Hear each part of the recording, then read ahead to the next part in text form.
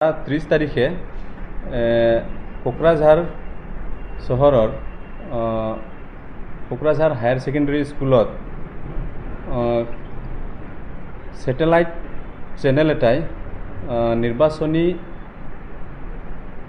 নিৰ্বাচনক কেন্দ্ৰ কৰি এটা অনুষ্ঠান আয়োজন কৰিছিলে ৰণসংখ্যা অনুষ্ঠান। তাত আমাৰ কেন্দ্ৰীয় বিষয়ববীয়াসকলক আমন্ত্ৰণ জনাইছিল। তেনেকুৱা বিভিন্ন দল সংগঠনকো নিমন্ত্ৰণ জনোৱা গৈছিল।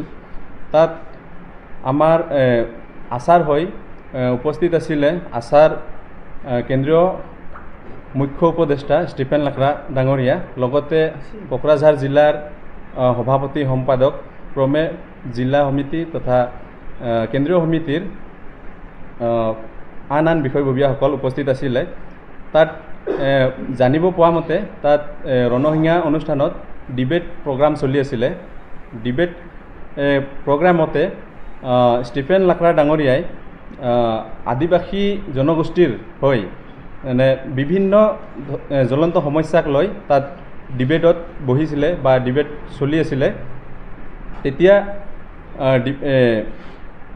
যেনে ধৰক আপোনাৰ জনজাতিকৰণ আৰু বিটিআৰত থকা আদিবাসীসকলৰ মাটিৰ সমস্যাক লৈ তেনেকুৱা হেতুৰ লগতে সেই সমস্যাবিলাকৰ লগতে আমাৰ আচাৰ কেন্দ্ৰীয় প্ৰাক্তন সভাপতি প্ৰায়তঃ বস্কো চাৰ্মাকো তেখেতৰ যিহেতু হত্যা হৈছিল আৰু হত্যাকাৰী যিজন হত্যাকাৰী আছিলে তেখেতে UPPL দলৰ হৈ আদিবাসী অঞ্চলত ভোট কালেকশ্যনৰ কাৰণে যি নেকি আপোনাৰ মিটিংবিলাক আয়োজন কৰি আছিলে বা আপোনাৰ নিৰ্বাচনী প্ৰচাৰ চলাই আছিলে, সেই কথাটোক এই ডিবেট শ্ব'ত উপস্থাপন কৰিছিলে লাকৰা ডাঙৰীয়াই। তেতিয়া তেখেতে কৈছিলে যে হত্যাকাৰী এজনক UPPL দলে কিয় আদিবাসী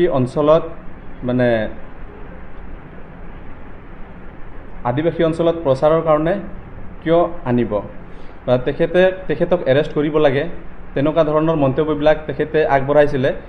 ঠিক তেনেকুৱা ডিবেট শ্ব' শেষ হোৱাই নাছিলে।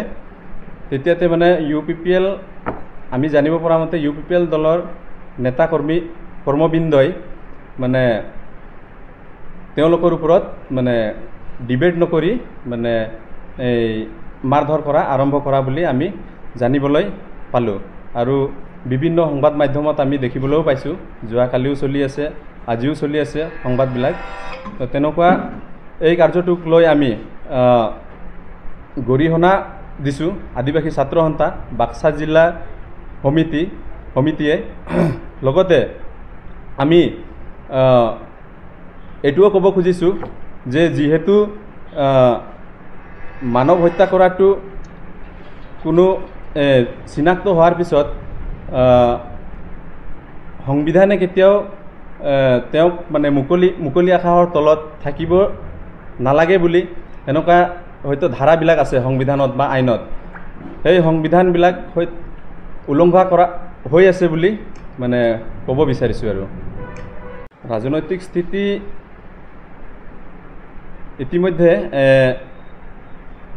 বিভিন্ন জিলাৰ পৰা হয়তো সংবাদমেলবিলাক তেনেকুৱা আয়োজন কৰিছে, সকলোৱে কিবা নহয় কিবা এটা কৈছে। সেই হিচাপে আমিও তামোলপুৰ বা বাক্সা হিচাপে ক'ব খুজিম যে নিৰ্বাচনটো ডাইৰেক্টলি আমি ক'ব নোৱাৰিম যে অমুক পাৰ্টিক সমৰ্থন কৰক বা নকৰক।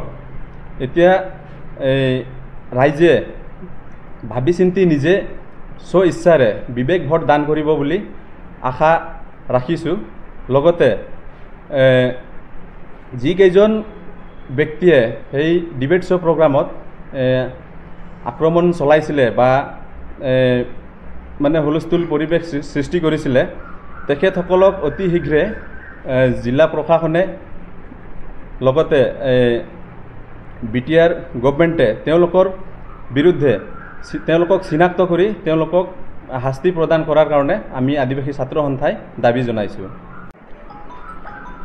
সিদিনাৰ টক শ্ব' প্ৰগ্ৰামত যিসকল ব্যক্তিয়ে মানে এই ঘটনা সংঘটিত কৰিছিলে তেওঁলোকক আমি তীব্ৰ ভাষাৰে গৰিহণা দিছোঁ। লগতে আমি জিলা প্ৰশাসন তথা বিটিআৰ প্ৰশাসনক আমি দাবী জনাওঁ যে এই ব্যক্তিসকলক অতি শীঘ্ৰে কৰায়ত্ব কৰি তেওঁলোকক উচিত শাস্তি বিহাৰ কাৰণে আমি ছাত্ৰ সন্থাই দাবী জনাইছোঁ।